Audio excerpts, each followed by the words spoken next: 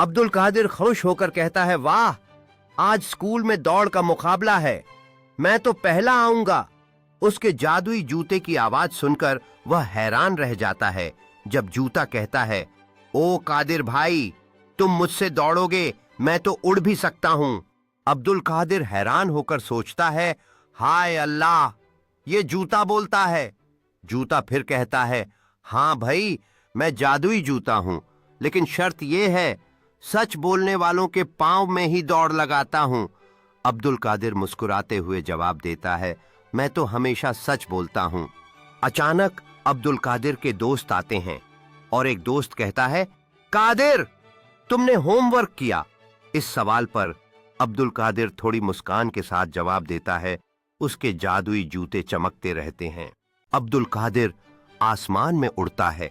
बच्चों की आंखें विस्मय से भरी हुई हैं और उनके मुंह खुले हुए हैं। फिर वो जमीन पर ग्रेसफुली उतरता है। बच्चों के चारों ओर खड़े होते हैं और चीयर करते हैं। एक खूबसूरत सूर्यास्त का सुनहरा प्रकाश पार्क पर पड़ता है। अब्दुल कादिर झूठ बोलने लगता है, हां हां, मैंने कर लिया था।